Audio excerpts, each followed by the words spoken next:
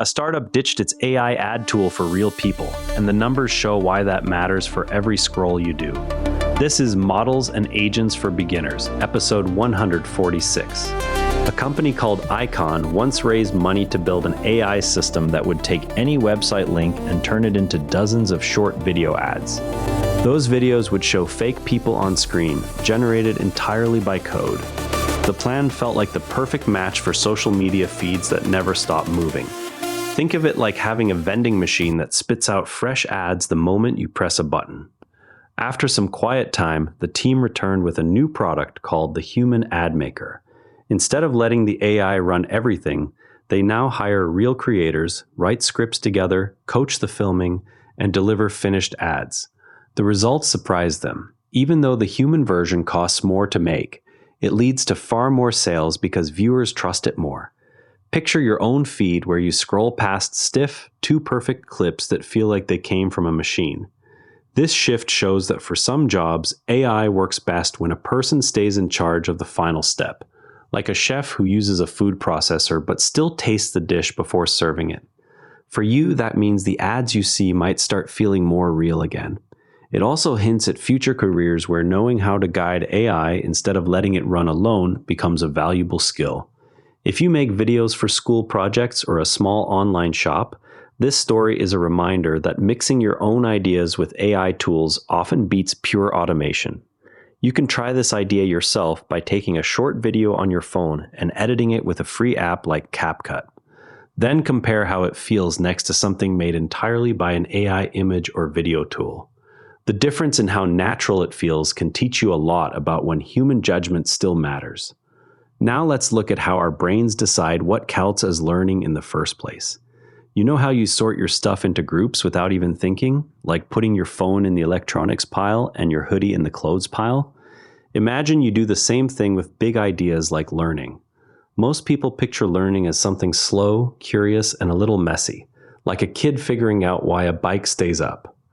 When they hear the word AI, their brain quickly puts it in a different pile labeled machine, not alive, just code. That quick sorting happens before they even look at what the AI actually does. So even when an AI spots a pattern in new situations and uses it to answer something it never saw before, people still say it is not learning because the label was already decided. The tricky part is that the same person can give a definition of learning that perfectly matches what the AI is doing, yet still refuse to call it learning if you ask the questions in the wrong order. It is like the brain protects the category it already chose, the way a locked folder on your computer keeps files from mixing with the rest.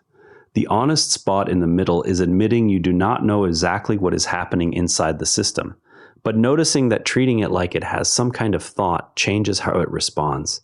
That middle spot feels uncomfortable because schools and companies like clear yes or no answers. But it might be the most accurate way to look at these tools right now. The same way you might test a new recipe by tasting as you go instead of declaring it good or bad before cooking. You can test ideas about AI by watching what it actually does. A phone screen with literally zero borders just appeared in a concept from Techno. The display goes all the way to the very edge on every side with no notch, no thin line, nothing. It looks like the picture is floating in your hand with no frame around it, the way a window might look if the glass had no sill. This matters because phone screens keep getting bigger while the body stays the same size. Removing the last bit of border changes how apps and videos feel, almost like removing the edges from a notebook page so the writing runs straight to the paper's limit. If you like photography or watching shows on your phone, a screen like this would make everything feel more immersive. You can see what it looks like right now by searching Techno 0mm bezel concept phone on YouTube and watching the short clip from Marques Brownlee. It only takes a minute and shows the phone from every angle. Google's Gemini gave clear answers when someone asked how data centers could use less electricity and water while still running chatbots. The suggestions included building centers in cold places so outside air does the cooling for free, like opening windows on a breezy day instead of running an air conditioner. Other ideas were switching to sealed liquid systems that never evaporate water, and pairing each center with its own solar or wind power so it does not pull from the local grid. These ideas connect directly to your daily life because every time you use a chatbot somewhere, a server is working and creating heat. You can try this yourself by opening Gemini or any free chatbot and asking it the same question about data center resources. See what solutions it suggests and compare them to what you already know about energy use. At the World Humanoid Robot Games, some machines ran so fast they set new speed records, and a few literally caught fire from the effort. The events that looked more like household chores, such as folding laundry or carrying boxes, turned out to be harder for the robots than the flashy races. It is a fun reminder that making robots helpful in real homes is still a bigger challenge than making them go fast. In one recent case, Chatgpt helped prevent a planned attack by giving advice that led to the person being stopped before anyone got hurt. Stories like this show the same tools that help with homework can also be used in serious, unexpected ways when someone reaches out for help. That's it for today. Remember, every AI expert started exactly where you are right now. If something we talked about today made you curious, go try it. That's literally how learning works. Stay curious, keep experimenting, and we'll see you tomorrow. And if you'd rather watch than listen, find us on YouTube at Nara Network. Links in the show notes.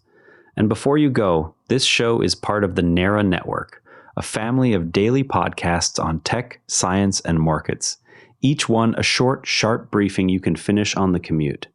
If today earned its place in your feed, here's your next listen.